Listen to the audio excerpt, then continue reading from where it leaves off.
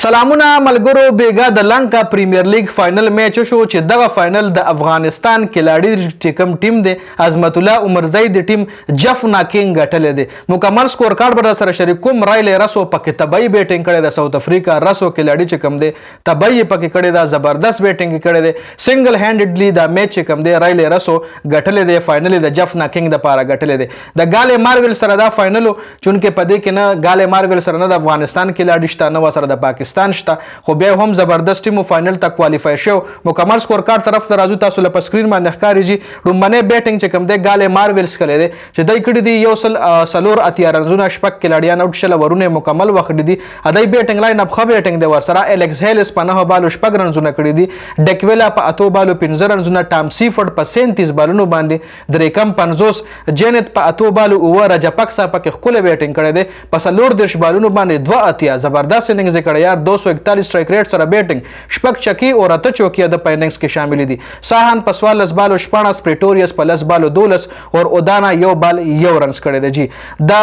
عظمت الله عمرزی د ټیم د طرفې د ننجیا ډیسلوا 2 اورونو کې 14 وکټ یوم نشته بینډروف سلور اورونو کې اتلس 2 وکټ خپل بالنګ فیبین ایلن 2 اورونو کې لس اسیته فرناندو سلور اورونو کې 15 3 وکټ زبردست بالنګ ویاسا کن په 3 اورونو کې یو کم سلويخ ایکسپنسیو ثابت شوی دی عظمت الله عمرزی هم لګ ایکسپنسیو ثابت شوی 3 اورونو کې یو کم دیر شو وکټه اسلنګا 2 اورونو کې 15 شتو خاصه تبعی کړی دا په 2 اورونو کې 15 سکور ور کړی دی دا سکور ورپسې جفنا کینګ ډیر په اسانه باندې چیز کړی دی سکور کارت لکتا سو ګوري صرف یو کلاډي اوټ یو سل 15 اتیا رنزونه ورپسې کړی دی په 15 سورونو کې په 15.4 اور کې ورپسې یو سل 15 اتیا رنزونه چیز کړی دی ظالم بچو پاتم نشان کا پړومبني بال اوټ شوی دی خو کوشال منډس او رایل راسو چې کم بیټینګ کړی یقینا زبردست بیټینګ په سلويغ بالو 2 او یا رنزونه کوشال منډس کړی دی او رایل راسو پکې په 350 بالونو باندې یو سل شپږ رنزونه 200 سټرایک ریټ سره بیټینګ کړي او چکی اور نه چوکی د په اننګز کې شامل دي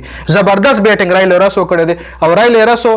د لنکا پریمیر لیگ مین اف دی ټورنمنت هم شو او مین اف دی میچ هم راغلی دی ډبل ایوارډ په دې فائنل خ پرفارمنس باندې د غټلی دی بیا تاسو د ګاله مارولز بالنګ وګورئ نو ډواین پریټوریس درو اورونو کې اتلس یو وکټه خ بالنګ پکې د کړی دی او نو ټولو تبعی کړي په بالنګ کې درو اورونو کې 200 ویخ مهیش ټکشانا سلور اورونو کې سلور درش ساهن په یو اور کې شل ور کړی دی پرابت جی سوریا په یو اور کې 14 ور کړی دی جنت په 2 اورونو کې 10 او د بل ندیشان په 2 اورونو کې 23 رنزونه ور کړی دي نو په 15.4 اورونو کې دای په یو سل 15 اتیا رنزونه چې شوی دي او صرف یو کلاډي اوټ نو چې دې کې اوس دای کې چونه ډراپ کړی میس فیلډینګ کړي سو جوا ما چون کې میچ نه کتلې صرف د سکور کارت نه اندازه واغشته چې تباکون بیټینګ چې کم دی جفنا کینګ کړی دی رایل راسو کړی دی او کوشال منډس کړی دی نو لنکا پریمیر لیگ اختتام پذیر شو لنکا پریمیر لیگ فائنل د عظمت الله عمرزی د ټیم جفنا کینګ او غټلو په ډیر ښه زبردست طریقې سره جی نو دا مکمل سکور کارت د ویډیو کتلو زیاته مننه ویډیو ضرور مخکې ملګرو سره شریک کړئ والسلام